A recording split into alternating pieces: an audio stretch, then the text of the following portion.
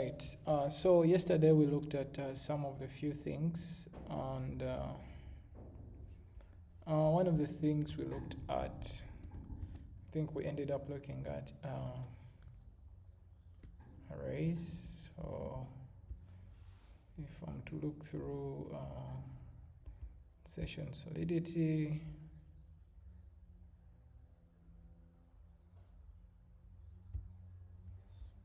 so we looked at mapping arrays, and today we are going to start from there. Look at enums, structs, mappings.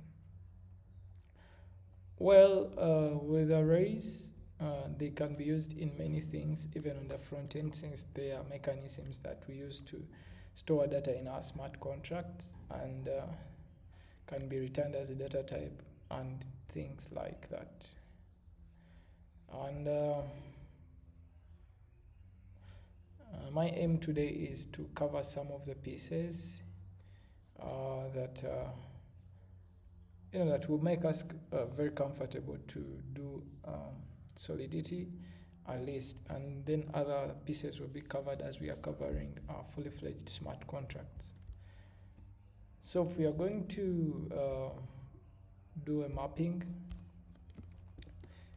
no. So in session solidity, I'm going to create a new file called mappings.sol just to demonstrate. So what are mappings? Mappings is their form of key value pair. They're sort of key value pairs that we can use to store some data. So let's say I want to store addresses based on their indices. I can store that address as a mapping and then store that mapping probably in an array and access that data in that way. So examples to have this, we can have SPDX license.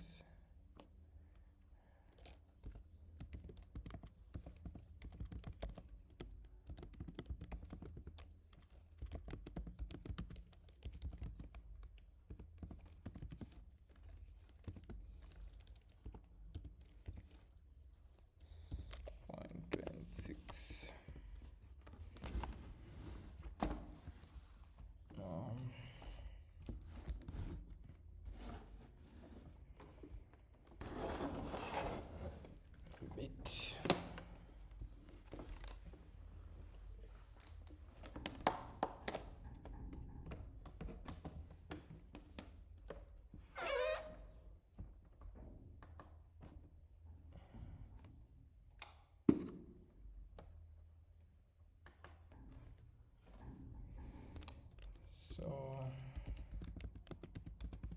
contract mapping experiment.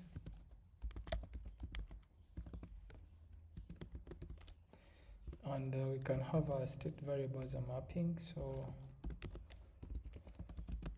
mapping state variable.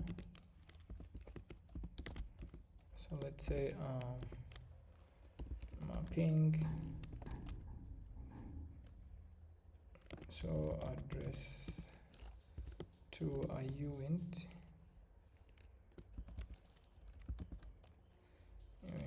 256. Okay, so I have public balances, and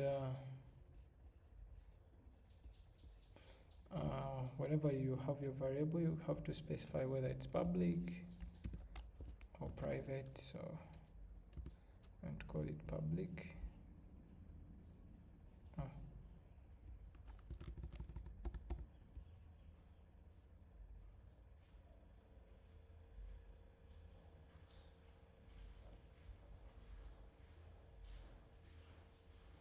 Mapping default address. So here I can map a uint 256.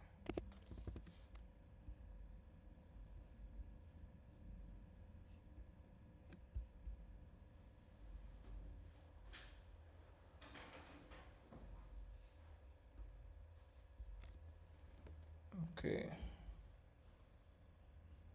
public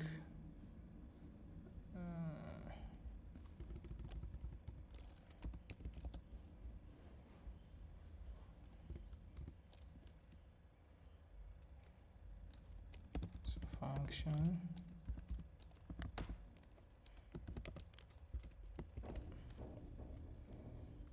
get map. So most of the time what will be returned here is a boolean. So this is always what is returned. So the last thing, so that means that I will have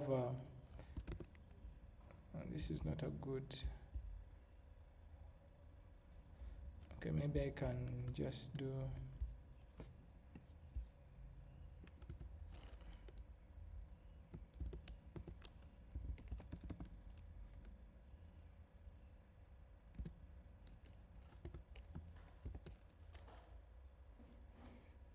let's say we want to give our function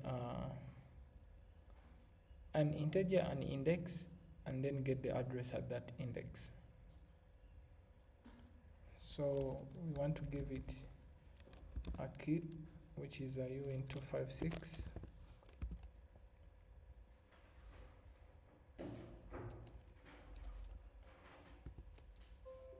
And then get an address from that. So this is public, my first map.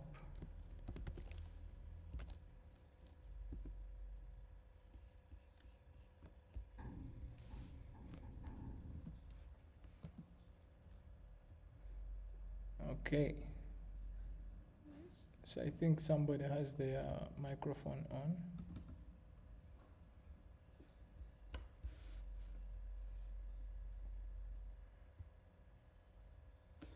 So if we want to get this address, so here if I want to get, maybe I'll maybe, but I can give it a uint. Yesterday we looked at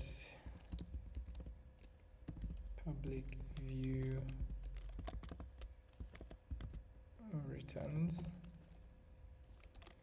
an address.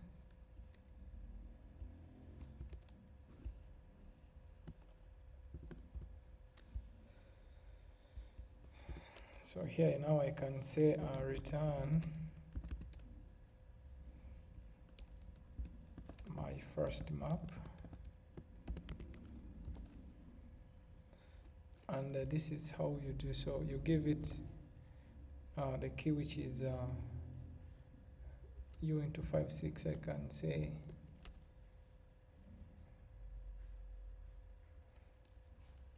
a key. Okay.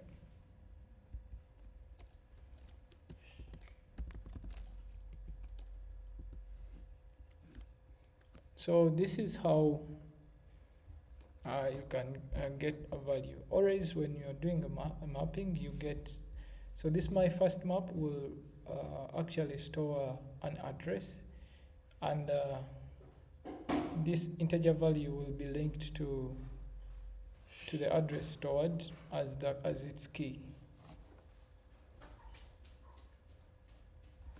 Yeah, so sorry, here mapping is small m.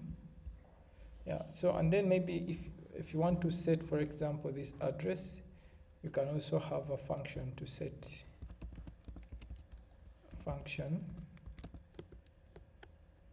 set map, and that means that you're going to be changing the state of the contract, or you're changing the state variable. So if you're going to change the state, then you need both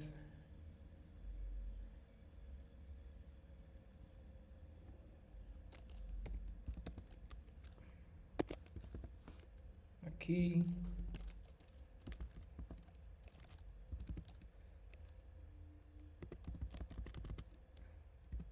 and an address. Let me say value. So here, since I'm going to be changing the state, I'll just leave it public, and then Hopefully my screen is visible. Okay.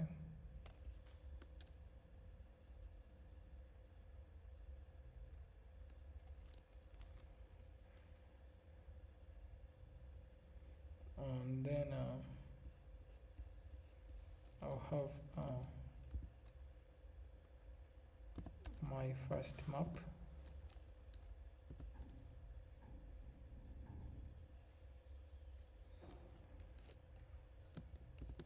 And I provide it this key, which is an int.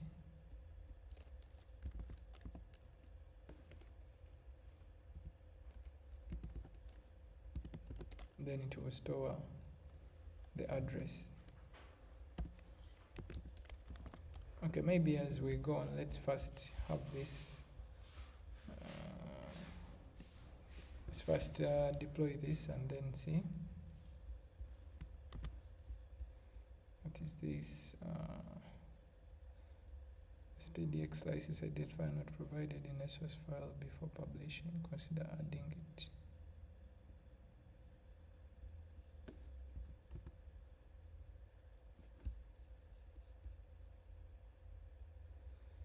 License. Okay.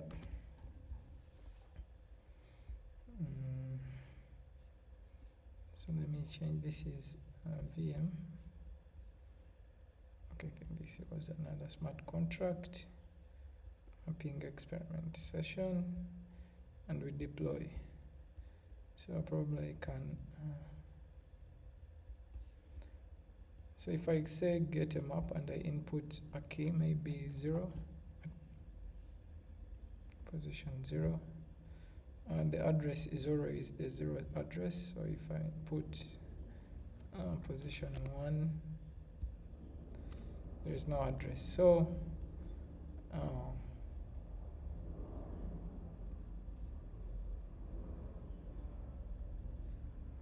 if I put in position 1, I always get this because it is the default address always. So if I set this map to some other position, let me say key 2 and address, I can copy my own address.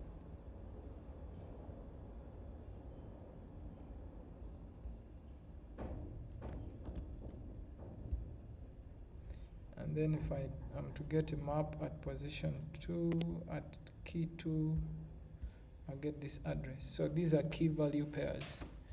So you can use these even maybe as an index and things like that. There are also nested maps. So for nested maps, it is always easy. So maybe we have a uint 256 being mapped to a mapping of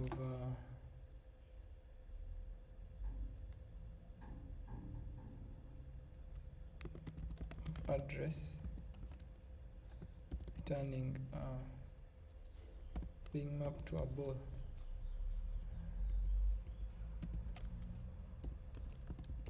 Public nested map. So with this, what I usually do, we always have, for us to get like my nested map, I have to give it this as the first variable and then this as the second. So that means we shall either return true or false. So this will return a true or false. It is as if this first works out and then the Boolean true or false is returned. So this is like, is this number part of this address? So maybe you can be using it for an index to check whether is it true that an address is stored at this index or is it false.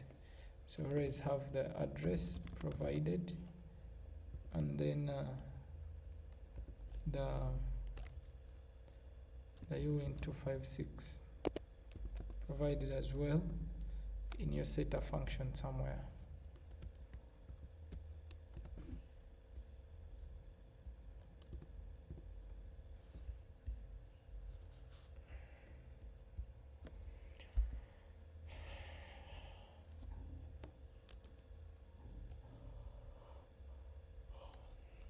So if we are to set maybe the nested map, it could take two variables, so it can take this integer and the address.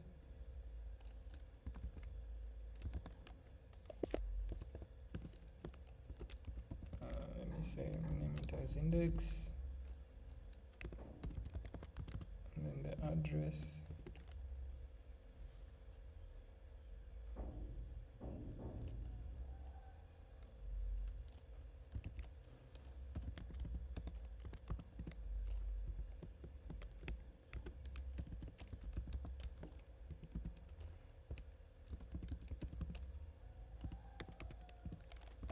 To return a boolean.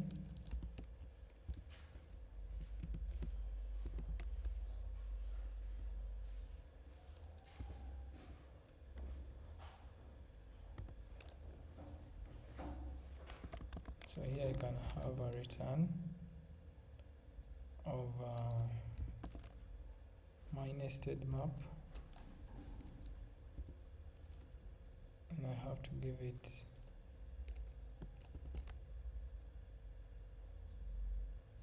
so which one is the first?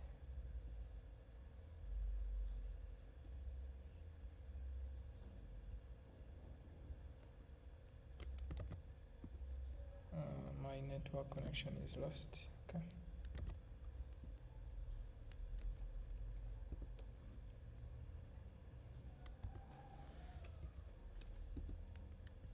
So if I save this and deploy,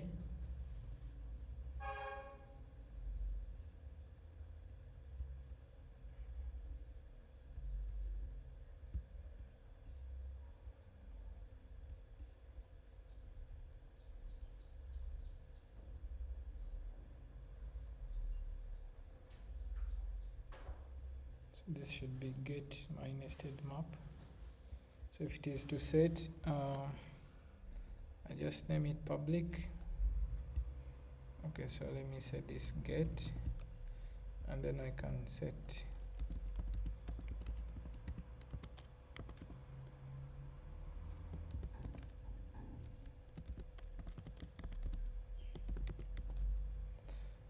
so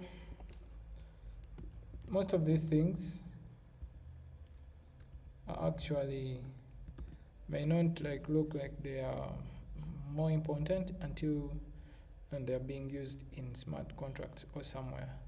So the best thing to do is okay, let me share my screen.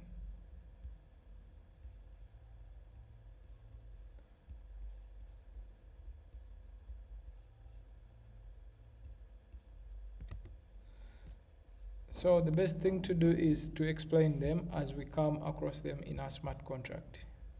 And I think since we have looked at at least some of the basics, let me see what we are still missing from yesterday's session. We had mapping, arrays, structs, and enums. So yeah, this is how mappings usually work. For structs and enums, so structs, enums. So for structs and enums, these are like your user-defined data types. So when you're defining your own data types, you can define a data type like type. Let me say type duration is uint 64. So when you define your own type, that means that you'll always be using this duration in your smart contracts, um, in your functions, and yeah, things like that. So that's the same thing with enums and structs. Okay, so maybe we can have some example.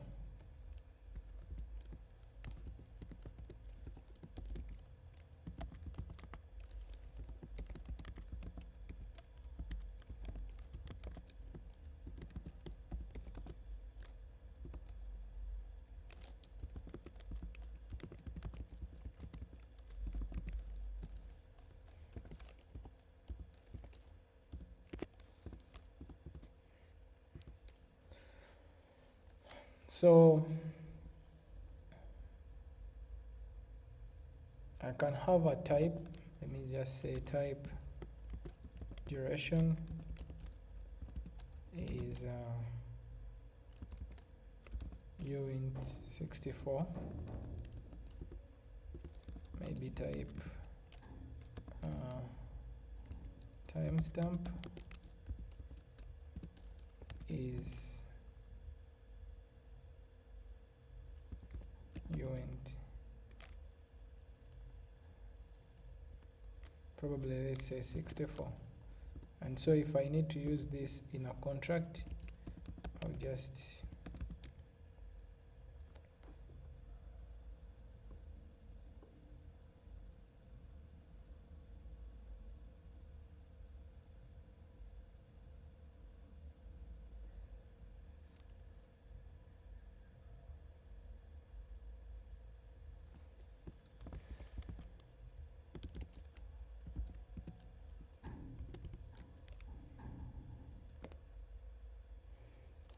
initialize it here, and okay, let me first leave it at that, and also okay. So you can always say using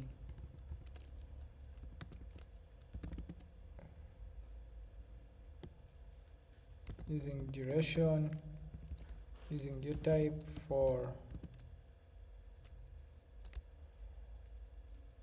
anything. It could be for uint, for something, and then you use that type in your smart contract. Yeah, the examples I have for this we're really using duration for, let me say uint,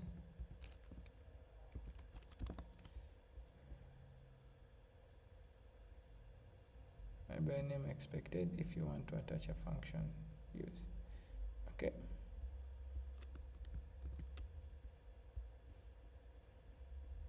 So the best example that I have for custom data types is to use this in a library, then after use it in a smart contract. And I'm thinking that is going to take some time, or maybe we can have it, and but it will really take some time.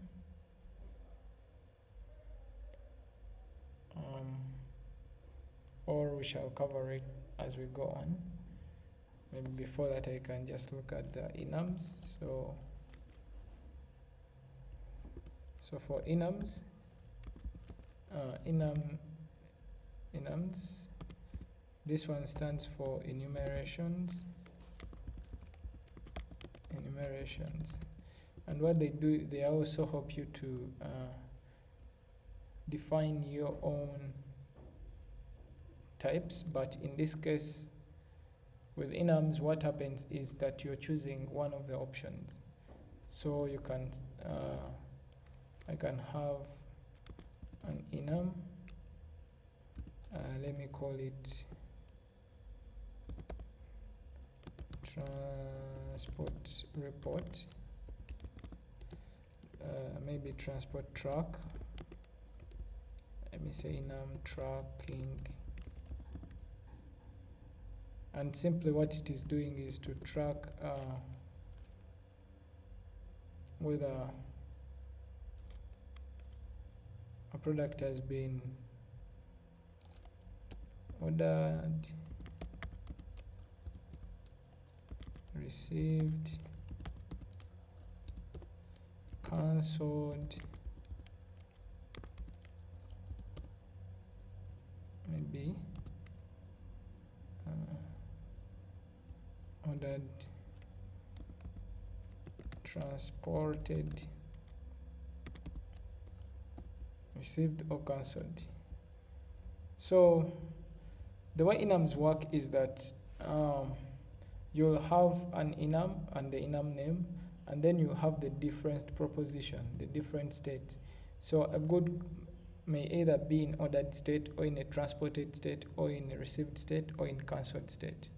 And this is how enums work. So if I want to see, so for this, for the ordered state, it will be,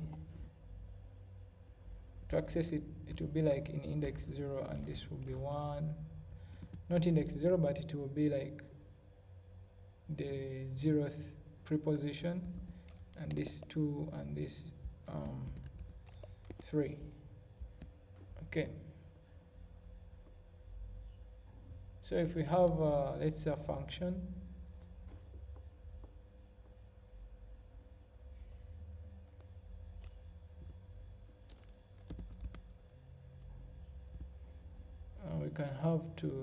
we might have a function to set the tracking, a function that will set tracking. So for us to have a function that sets tracking, we'll have to first initialize this enum. So let me say tracking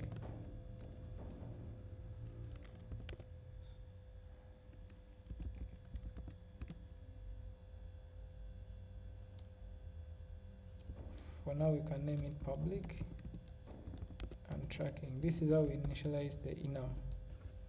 So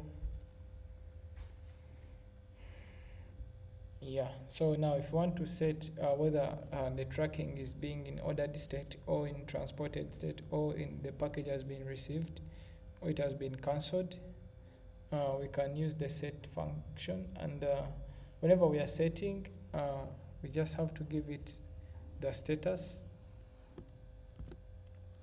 and then the tracking is updated. So we have this tracking, we are going to give it a status, or the tracking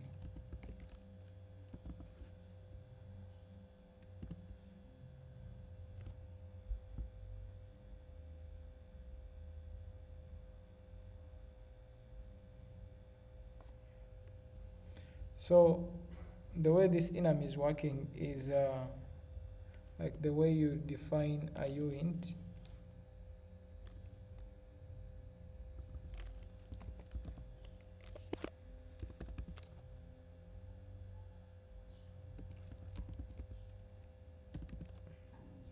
Maybe case, something like that. Age will make sense.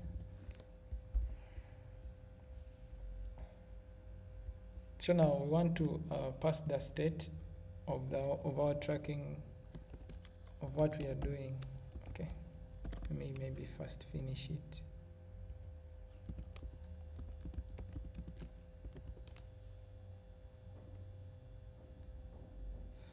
So the reason we are leaving it only public is because we are going to be changing the state of this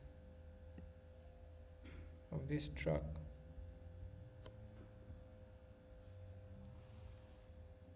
Of this tracking.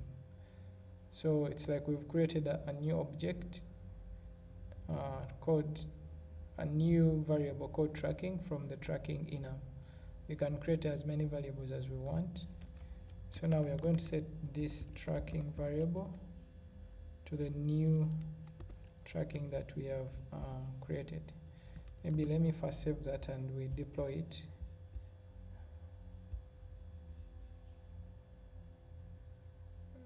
This is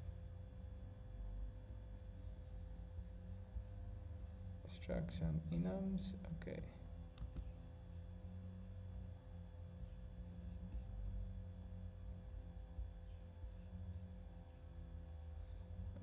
This is non-entity. So I think my browser is freezing.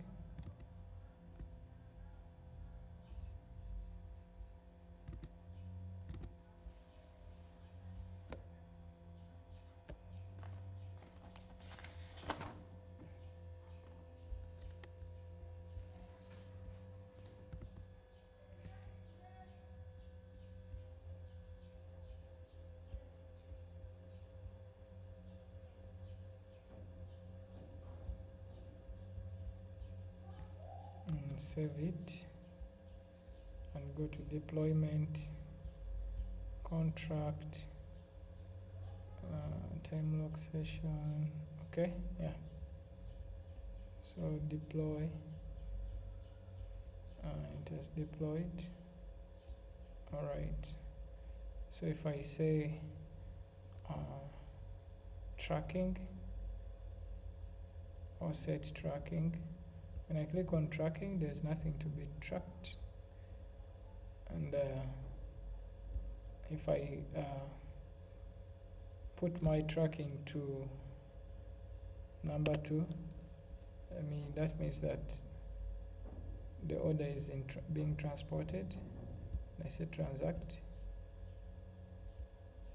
Tracking would be 2. So okay. So now I can create a function to get like the tracking category.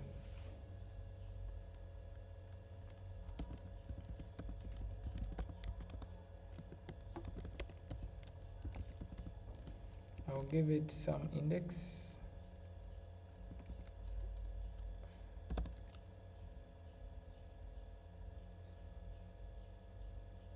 Or I might not even. Public, since I'm not going to change state. Public view returns their tracking. And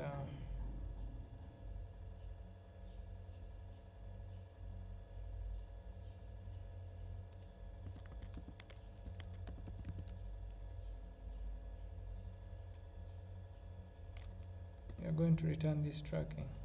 Let me first save and then we see. Deploy again.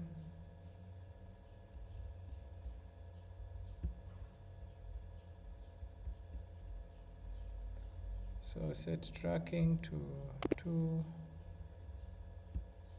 and get tracking, okay, to 2. So it's the same with the tracking. Okay, so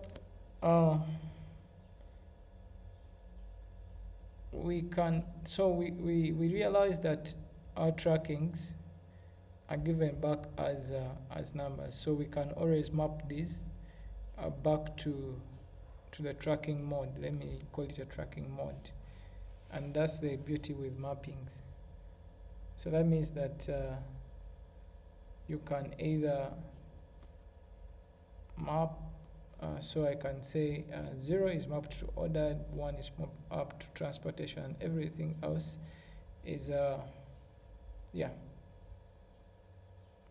it's not mapped. So that at every stage of maybe a product or a good, this can be updated on a blockchain. This might not be a very good example, but we are going to see a lot of these in the as we look at the big smart contracts. So yesterday, where did we end? How did we look at visibility?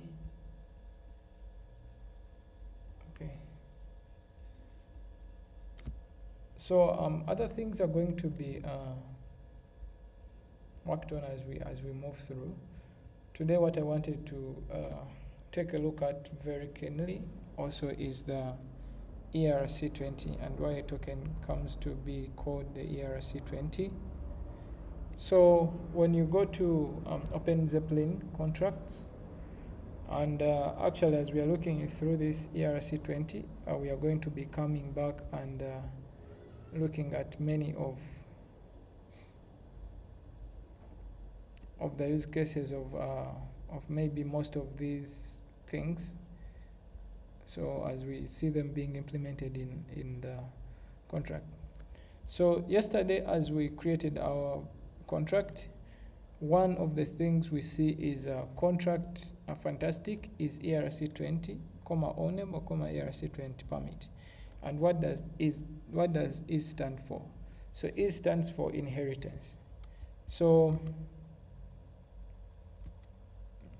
hopefully I have something for inheritance.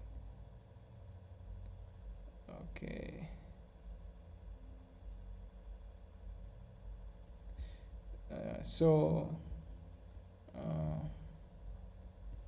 Let me create these files here, session solidity.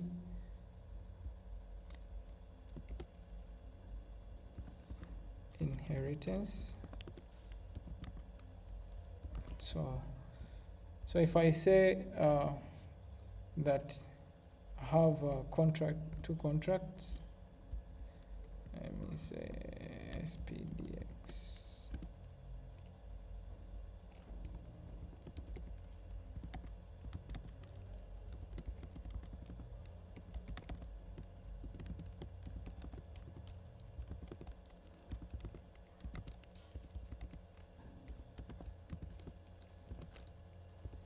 Point 8.26. Okay, so I can have contract A, and in this contract I have a string memory.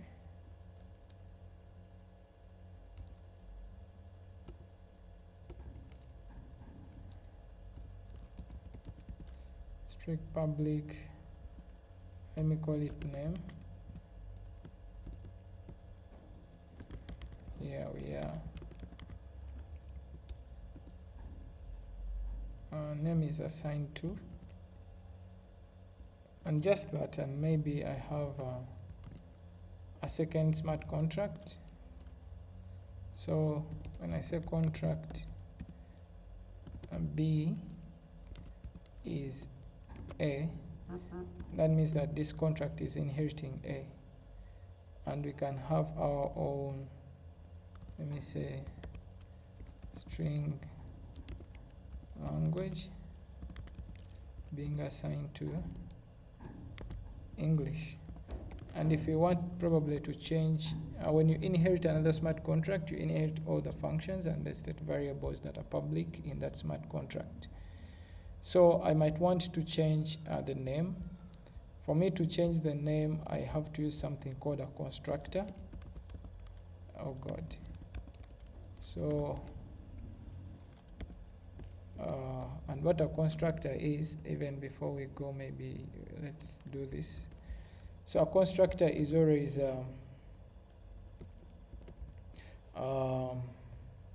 it's an optional function that is always initialized when that smart contract is being deployed. So you will see that, for example, in times when we have our token, let's say we want to deploy a smart contract and want to deploy a token, we saw that we had a constructor where we had the token name and the token symbol. So those ones, it is optional to have actually those token name and symbol, but then we put them in a constructor because they will be, that function will be called during the deployment. So yeah, it's the same function, and this is good that now we have touched it. So I think this is a better way to keep touching on many of these functions. So now that means that I can initialize this name during the deployment of contract B. So when I say name right here, and I say here we are, yeah, we are now everywhere. So again, probably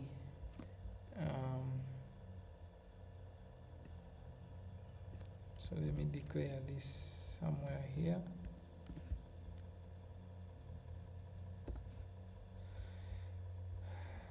Most of the time the constructor is always the first if you have it, but you can put your declarations anywhere. And so this will inherit everything in this. So if I have maybe a function,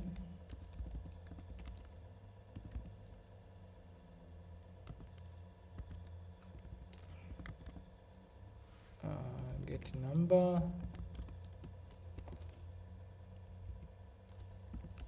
and that is it's going to be public view. Let me say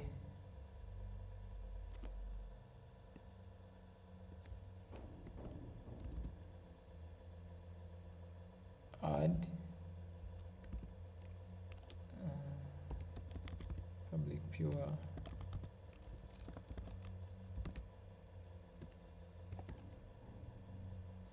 returns u into 56.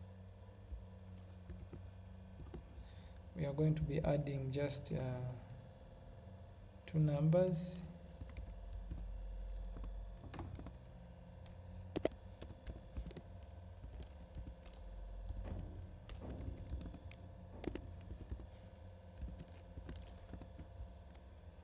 So we just return there some. So this is the reason why we are using pure, is because we are not going to be reading and viewing. We are not going to do any of those viewing the state variables and also reading the state variables. So return x plus y. So whenever you're returning, you can actually just have the types. Even here you might have just the types. Yeah. So if I save this and I'm going to deploy contract B. So here when you look, there is A and B. So I can deploy contract B, and when I click deploy, so you will see that there is add, maybe 1 and 10, 19, add. You see that even when add is a function of contract A, because we inherited everything that was in A, that means that all these functions were brought up in B, because we have deployed only contract B. Hope that is a bit clear. I can repeat it. So in inheriting, you can inherit the functions that are in another smart contract. And so here we have two smart contracts, contract A, which has this workload, and contract B. And we have only deployed contract B, but contract B is inheriting all the functions of contract A. And then we find ourselves having this add function in this contract B. When we call the name of contract B, because during the deployment of this smart contract, the constructor changed the values of the name variable, we shall have these as the values under name. Yes. So this is all about it. If you're inheriting from functions that are probably from an abstract function, so there are like, I think, 6 external things. We have interfaces, libraries,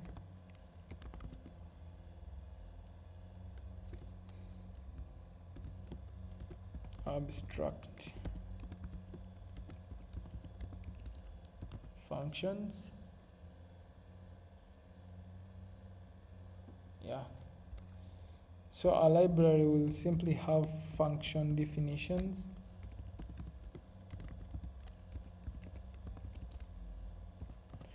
but will not have state variables, and all of them are external definitions that are external. Oh, this is a library interface.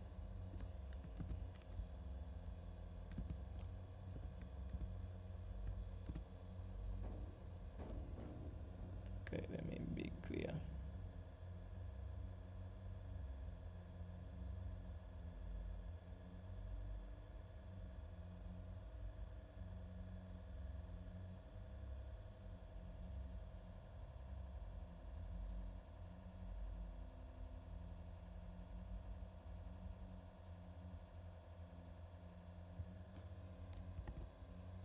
Yes.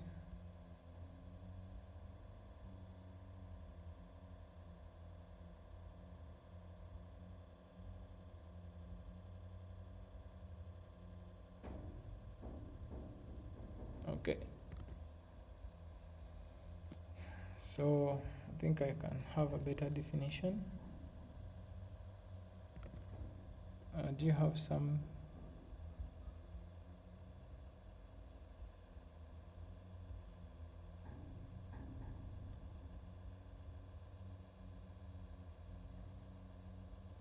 Function just depend on for its internal logic and result, imputed dependent on a call context, external and virtual. Okay. Yeah, maybe you could give us an elaborate definition. You can unmute your microphone and you can also share your screen. I think that's a better. Yeah.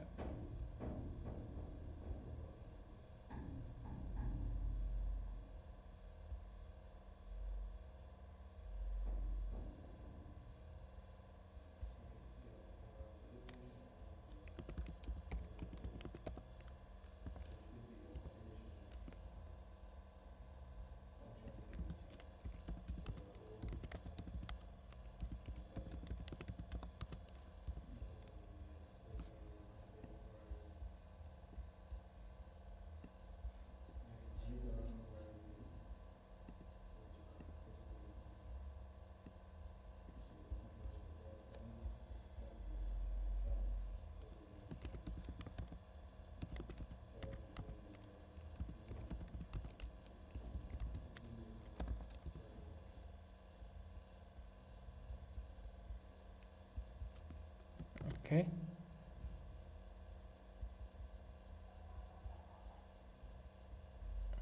That's a great one. So, yeah, here as I was just searching online,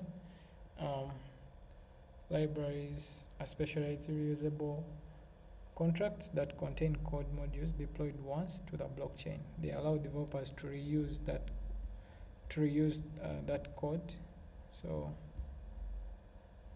yeah, like library math. And when you look at libraries, it is simply you deploying some sort of smart contract that has methods that you will use. Maybe you want to enforce a standard or something like that. So, and with an interface, as I said, and in an interface, you are having these definitions. Here it's called interfaces, and so you see blueprints for smart contract, defining function signatures, external only without implementation details. So they allow contracts to interact with other deployed contracts. Yeah. So as Manuel was saying, we have them as virtual, so that when we are interacting with them, okay, let me be explaining. So an interface could be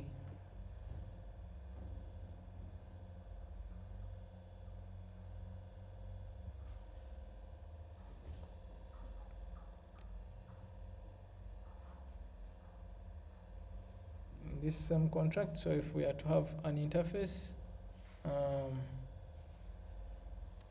can just have an interface here. So we start with the interface keyword.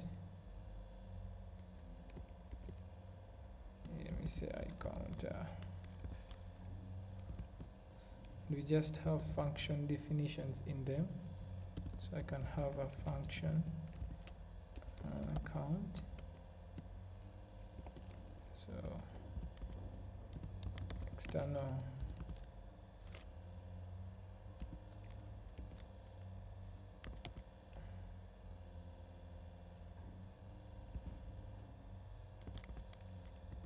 view return. So this is just a function definition, and if we are to inherit from this, we add the virtual, as you said, and yeah, you're going to see it. So if I want to reuse the count function, have this interface, I'll have it deployed, and then I'll always access it in my smart contract.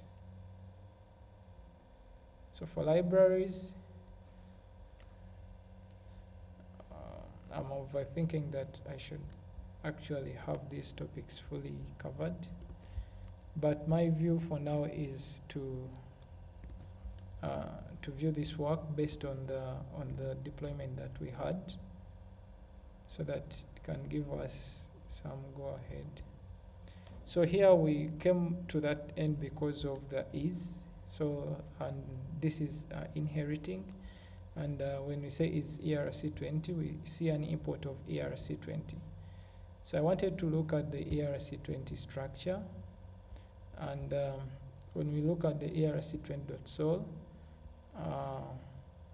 this is it. So it's importing an interface of ERC20, importing ERC20 metadata, and import context, import ERC20 errors. And why are we importing these interfaces? They're like blueprints. And why do we need a blueprint? So we saw that when Ethereum,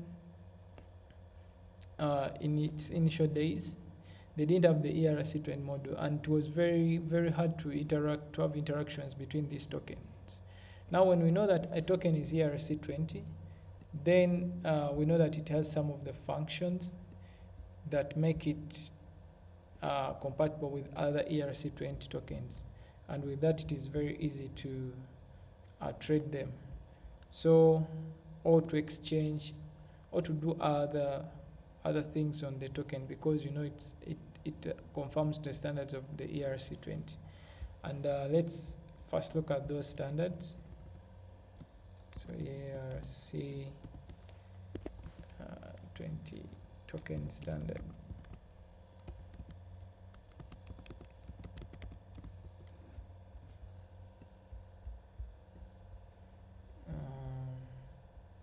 I think the one for OpenZeppelin is a good. So constructing an ERC20, I think this is a good read. Using contracts, we can easily create our own ERC20 token. So if you don't want to, for example, be importing OpenZeppelin, when you create your token and it has the functions that are required in the ERC20 token, it automatically becomes an ERC20.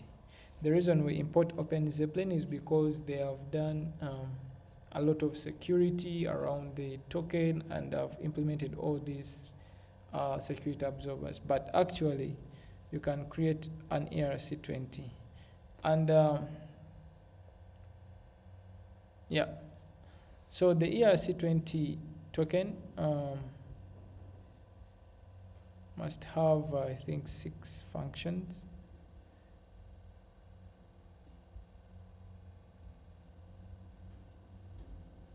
So I thought I'll get it here.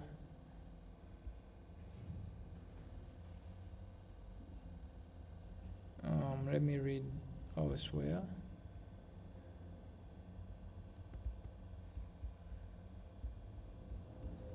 So yes, so the ERC20, as long as you create a token that has all these functions as part of it, there are, I think, 9, and some are events. So every ERC20 will have this function: the name of the token, the symbol, the decimal, which will return the decimal, the total supply, the balance of, and to take the address of the owner, the transfer from, approve, and allowance. And these functions, they can always be called on every ERC20 token. So maybe you want to know how much is in supply, you will call the total supply function. And then it will also have these 2 events being emitted. So yeah, I wanted to first look at that, and then the question is, in our Open Zeppelin, where are those functions?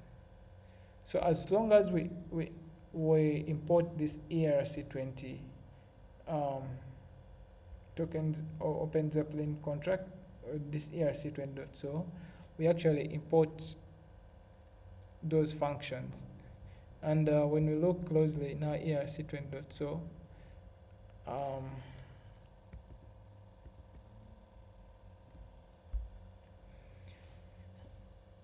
we have the IERC20. Okay, we can first look at the function itself. So this is an abstract contract.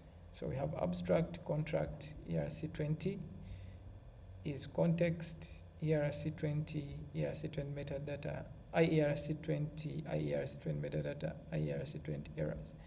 And why is this an abstract contract? So an abstract contract is a smart contract with some of the functions implemented, and your work is to re-implement the missing implementations of the contract when you inherit it. So that means that we are inheriting an abstract smart contract here. And yeah, we can keep looking in it. So here we have mapping account address spender, private allowances, uint private total supply, private name, string, and we have a constructor. So that means that, so both values are immutable. They can only be set once during construction. The name, this name that is being given here must be set and the symbol during initialization. So since this is an abstract smart contract, when we inherit it, this is why as we initialize it, we set in our constructor, we set the name of the token and the symbol. And the reason I'm approaching like smart contracts in this manner is for us to first see most of these nuances used. Then perhaps as we dive into them, we can better appreciate.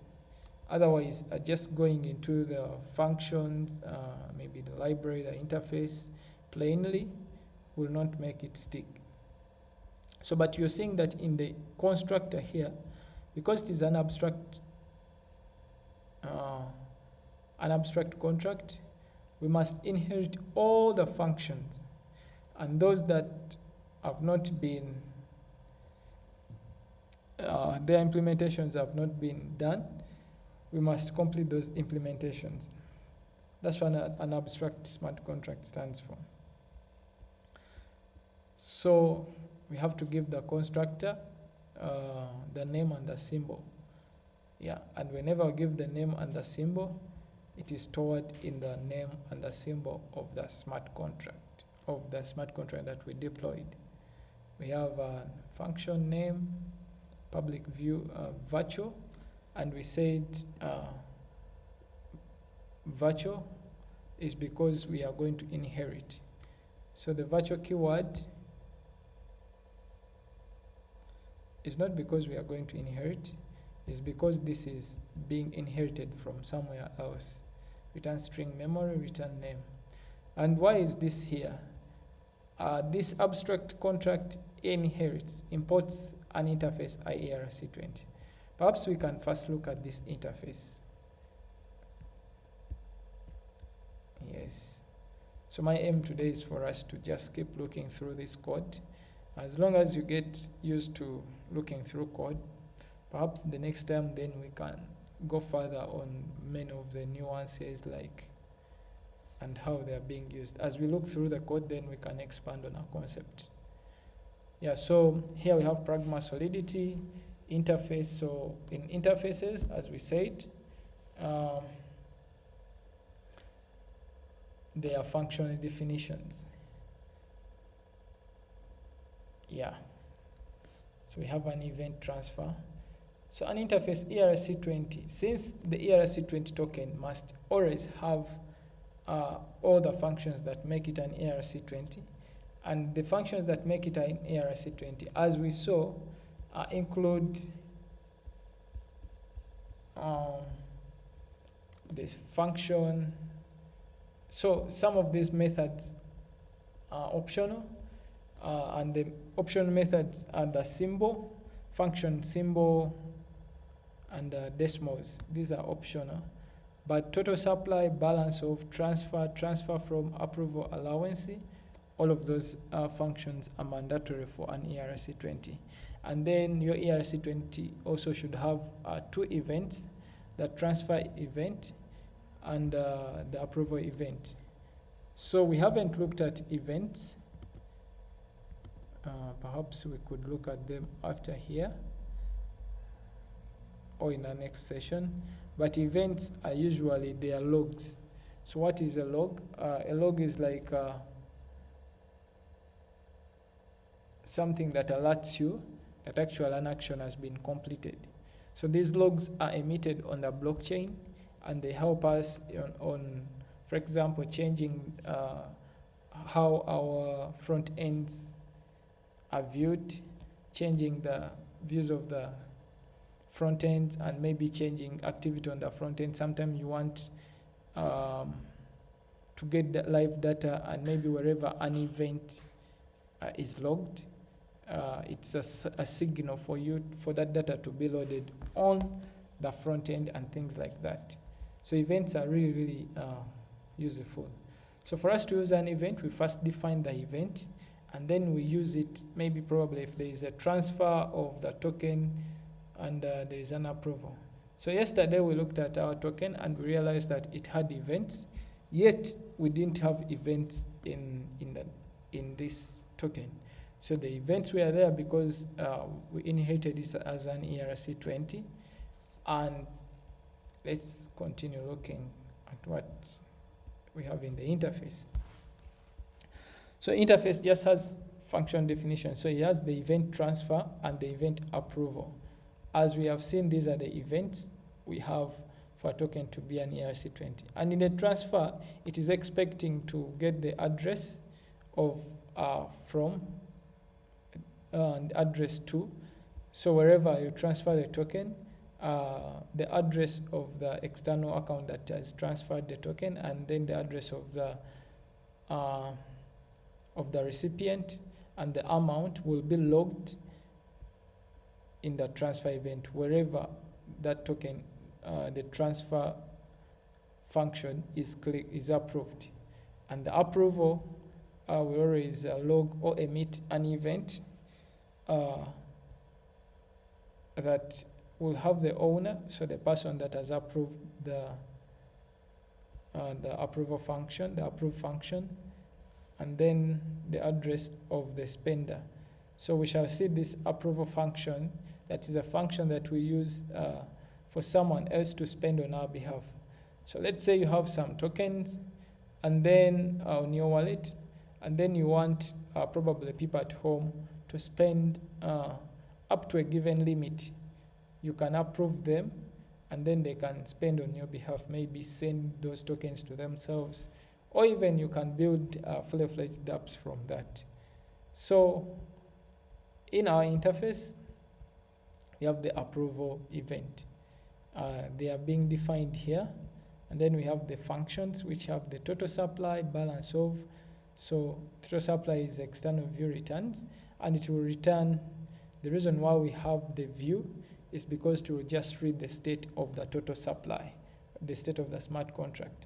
It's external because it's to be read by another contract or another externally owned account, which could be your wallet. So wherever you click on the total supply to view the total supply of the given token, you're calling this function. Yes. And it will return the number. So there is balance of function, which takes in the account. So wherever you want to check balance, sometimes you just come to your wallet and you see, let's say, balance. So you have 0.49 Sepolia ETH. And this, for this to show, we call the balance of function on the Sepolia ETH, if a Sepolia ETH is an ERC20. So Sepolia ETH is not an ERC20. But an example of an ERC20 is our FNT and USDC. So when I click on USDC, I can see that I have 24 USDC. And this is shown because the balance of function was called on the USDC smart contract and then displayed on my front end of this app. Then another function that we have is the transfer. So the good thing with these smart contracts is that there are explanations for these functions.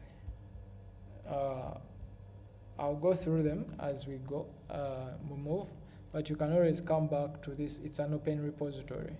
So the transfer takes two arguments: the address that these tokens are going to be transferred to, and the value. And the reason why I take those arguments is because, that can be called to know. So wherever I'm sending, I usually will put in the address. So if I choose to send part of my tokens as I sent yesterday, and so whenever I click on send, it will call the transfer. And then when I put in the to address, so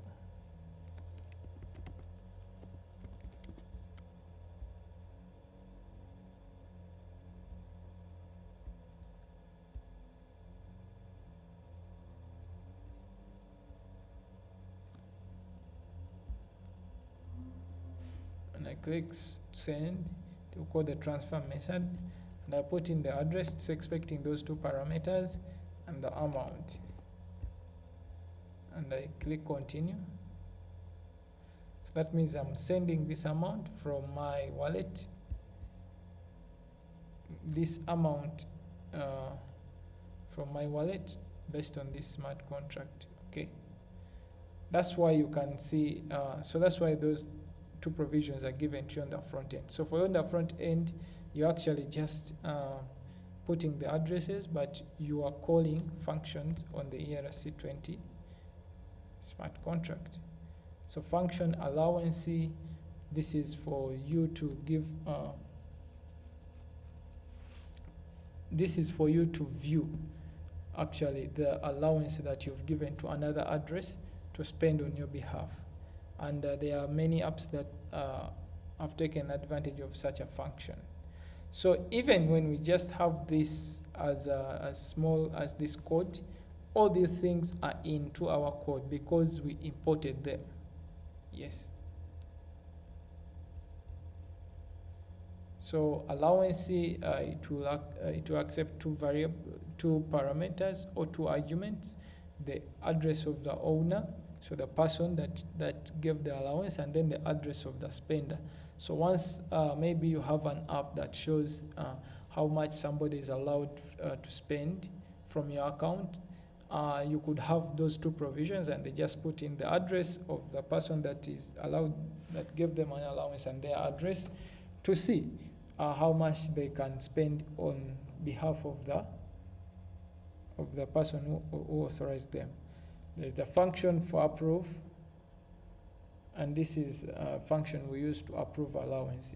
So you can create a full product where the individuals and maybe entities can approve others to spend from on their behalf. Maybe spend some USDC on their behalf. Maybe to spend USDC, probably it could be an app where the admin approves the financial department to pay individuals. Yes. You're most welcome, Tracy. So what we are looking at, you're most welcome.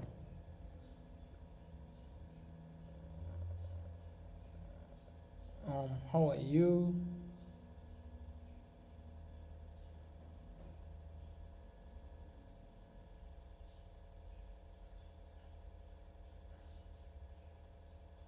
Hello. You're welcome to the live. How are you? Yeah, it's okay.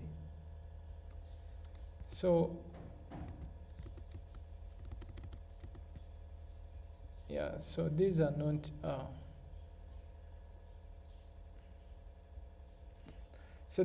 far-fetched functions. They are the ones that they call in the fancy apps that we see. So as we said, we're on the approve, and you can just create an app which revolves around approve. Maybe it's a delegate app which revolves around approve, and then events, and where people can always approve maybe the financial department, to give out, let me say, salaries to the workers, yeah, on their behalf. So any questions?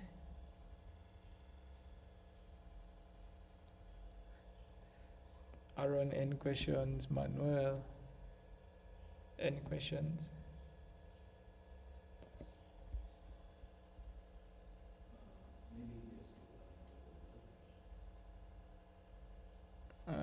I'm not hearing you.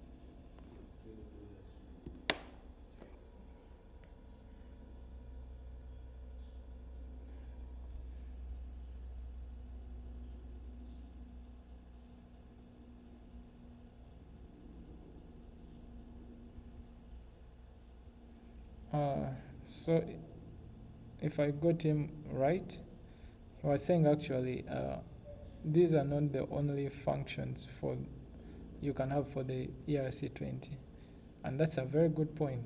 These functions just give you the minimum the minimum of an ERC20, But you could have a token that first overrides these functions or even adds more functionality. We see uh, very many tokens that have really a lot of functionality. Maybe it's a meme coin, maybe it is triggered by bonding and things like that. So you can have even a token where you add more functionality by adding either more functions or by overriding these same functions. Thank you so much for that input. It is really key. So yeah, we are still on the ERC20 and we imported this. There is import IERC20 metadata and then context.so and then IERC20 errors. So you're seeing that even on top of just the ERC20 implementation, OpenZeppelin was keen to add error handling that you can also take advantage of, and metadata, and we can just have just a look. So we've looked at IERC20. So our metadata is in extensions.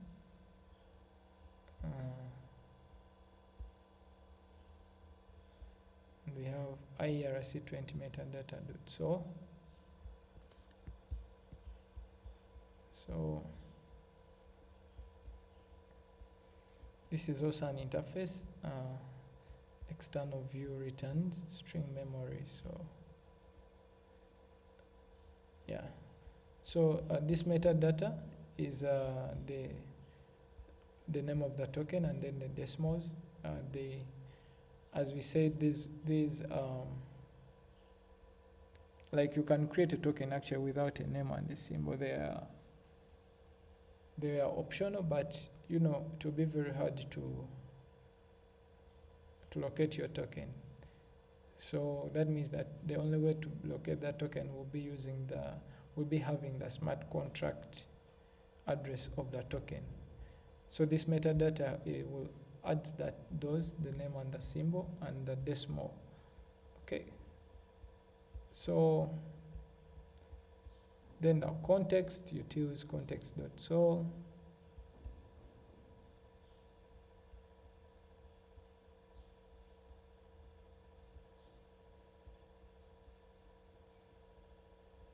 Okay, it's so back.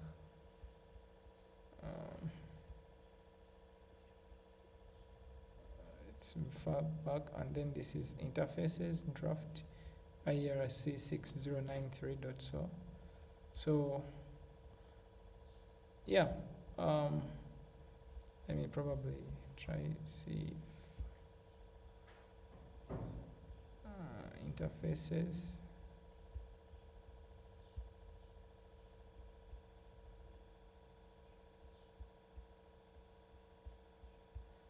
This was context, utils, context.so. I went to interfaces. Okay. And utils.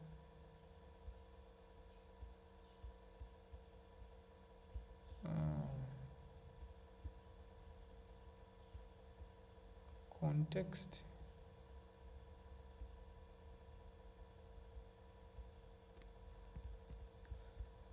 So you can always look into these contracts and see what were they about, why did they separate them, why did they import them.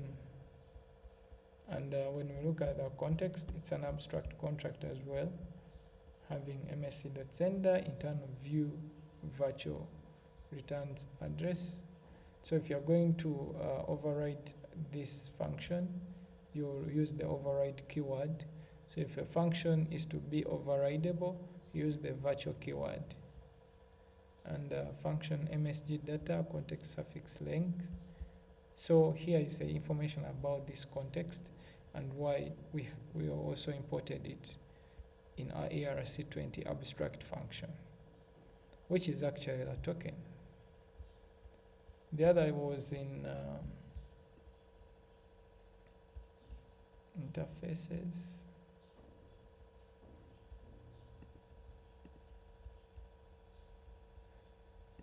uh,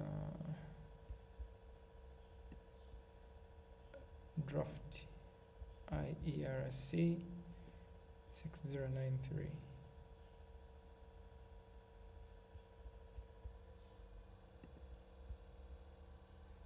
Interfaces, draft IERC 6093. Okay.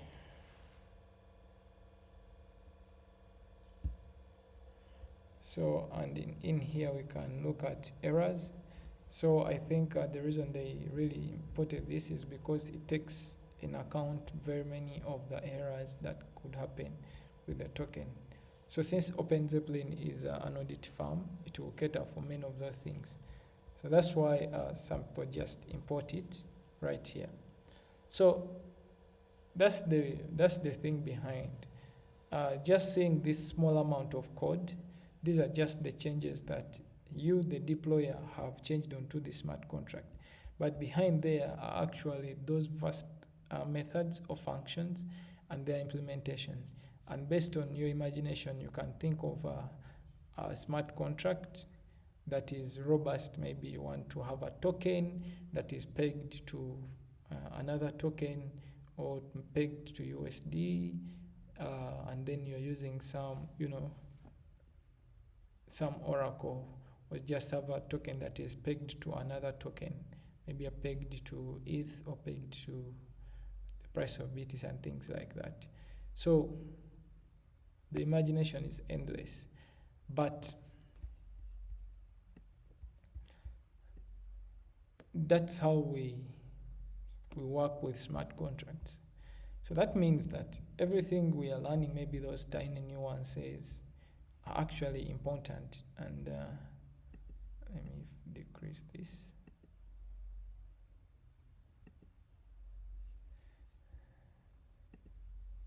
And sometimes the best way I've seen is to read them and redo them on your own, or as you're asking others, because there are many small things that are in there.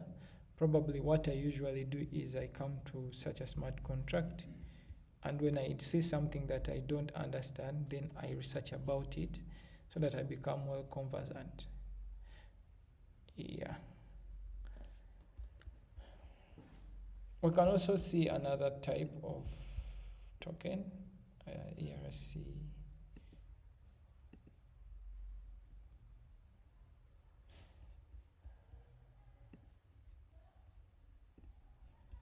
Okay, so yeah, that's it for now. So my aim would be, as time goes on, uh, I think every day to handle like maybe 3 or 4 topics in building smart contract.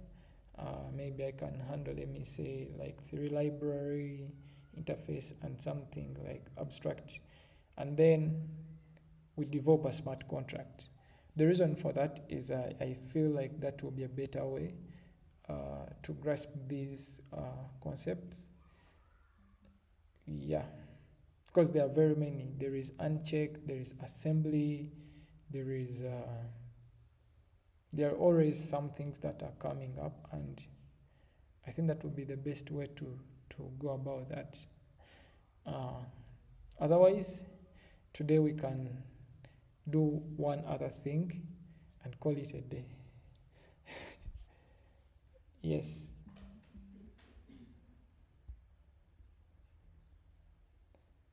Uh, I don't know, this might be a little bit deep, but I wanted to emphasize the utility of this architecture with an example, I think, in a project that I worked on recently, so that maybe to make it, to see the practicabilities of it, like this whole concept of abstract functions, interfaces, and how the contracts can interact with each other using this architecture.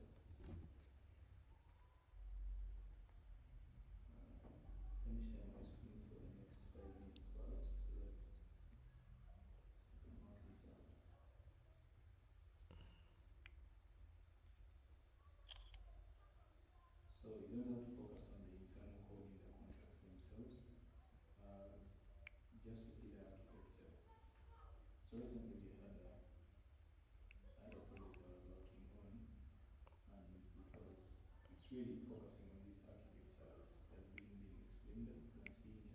here, where a contract is inheriting functions and functions and events from another contract. So maybe you can.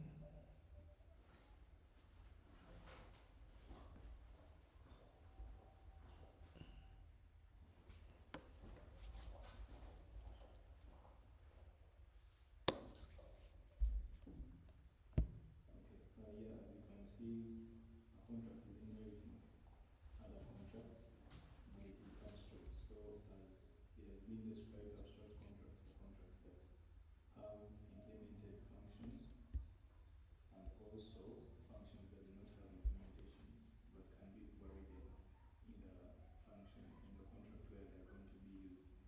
So specifically for this contract receiver template, it's abstract. That means some of the functions are not implemented, but they will be implemented in the contract that is going to finally be deployed and utilized as the entry contract. So there's one function I want to look at that I had to implement in my own entry contract, but it was defined within this receiver template abstract contract. So in the on report function, as you can see, there's a specific function it calls at the end called process report. So this function is supposed to be implemented in the contract that I'm going to use, but inside here, uh, there was a function signature. As you can see, it reads function process report, but it's called data internal virtual.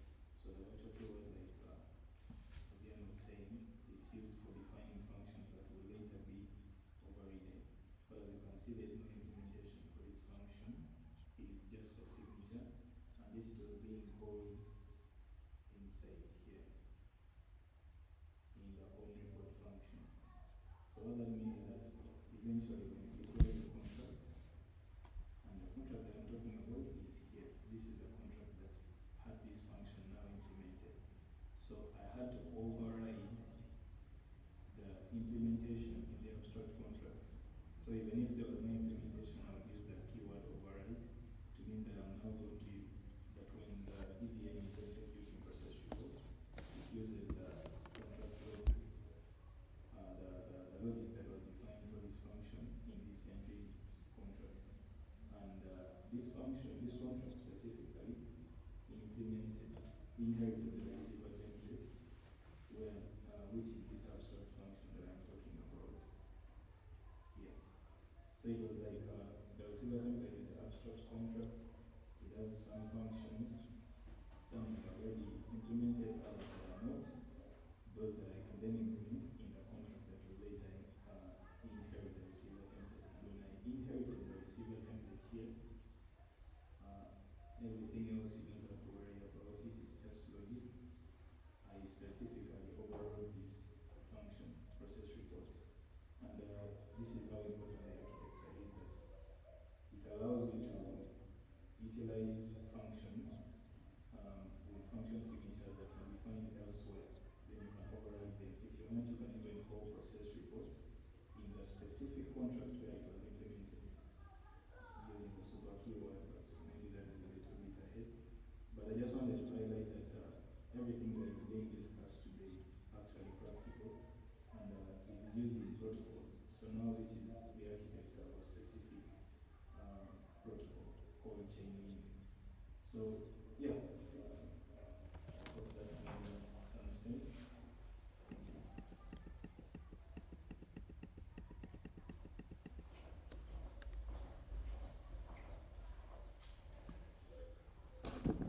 Thank you so much. Um, Thank you so much. Yes, so that's really, really, really a very good thing. And yeah, I think it usually makes sense if we see it in action. Because sometimes, like, you can just go through things and, it's like not clear, or it's as if it's coming out of the blue, but actually seeing it being used in such a way is something that is really huge. So yeah, I feel like we can end there somehow somewhere, but all I want to do for us today is to actually create a smart contract in Foundry, and that will be it. So the reason I am ending with that is because next time we meet up, we are going to be creating smart contracts. We are going to be using Foundry to develop our smart contracts. And the reason is because I find Foundry robust. So when you go to foundry.sh, I hope that's it.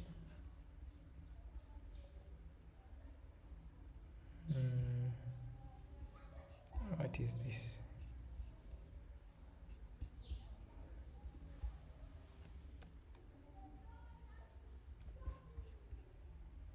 Oh, I'm muted. Am I audible? I think my internet is.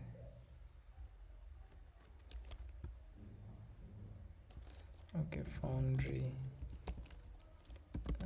Foundry.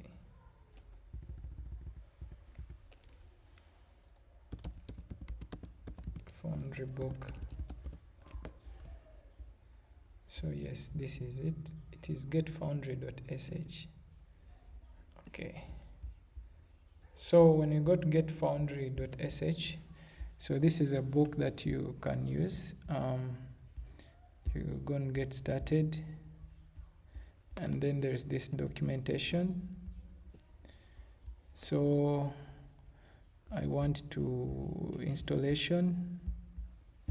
So if you haven't installed Foundry, you go to getfoundry.sh and then install Foundry in your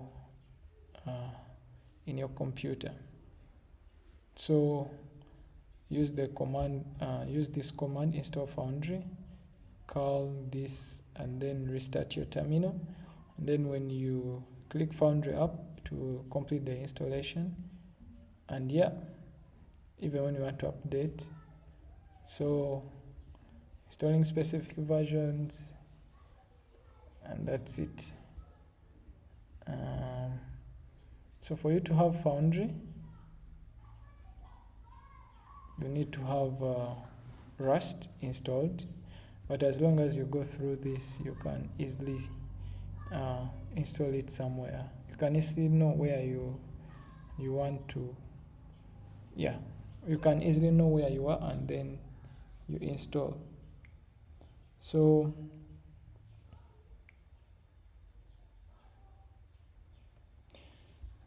for me, I already have Foundry. So for you to start a new Foundry project, you use Foundry init. Okay, so I don't know where I'm. Contracts. Okay.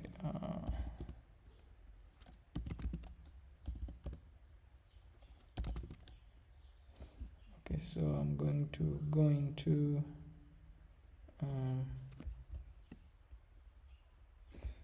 build deal. Okay, build deal. So to start a new Foundry project, I use Forge init.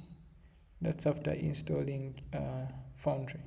So the reason for this was for us to take off the weekend and install Foundry, so that when you run Forge init, you cannot run init.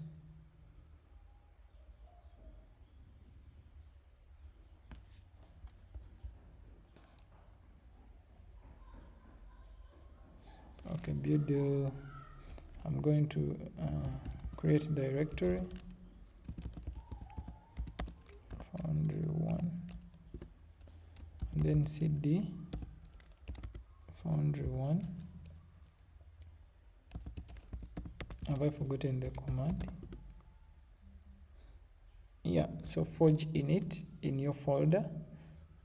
So my folder is foundry 1, and yeah, so I can go and access this in my cursor of VS Code. So let me open VS Code. Okay, VS Code is heavy. Let me use cursor for now. And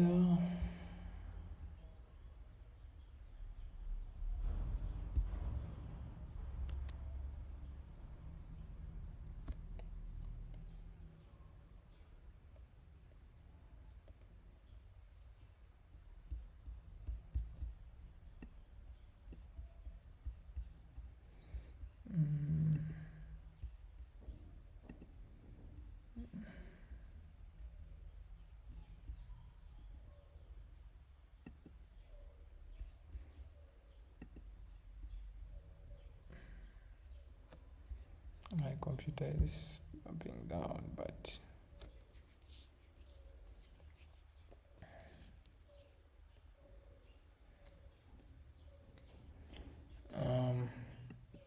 open. Sometimes when I load these, they slow down. So build, and we named it foundry 1 right here. So this is my foundry project.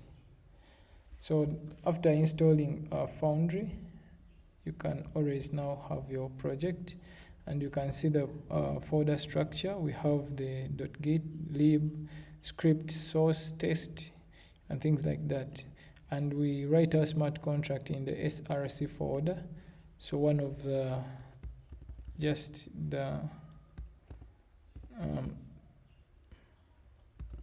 default smart contract is the counter smart contract.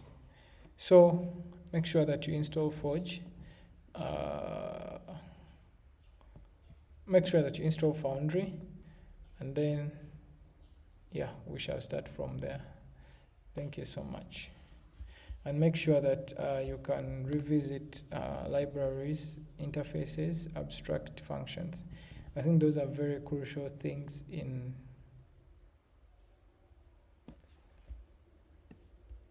smart contracts, though we shall be seeing them as we see different smart contracts, and also revisiting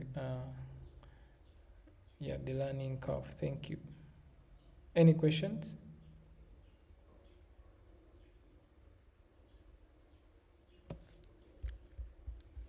Have a great time.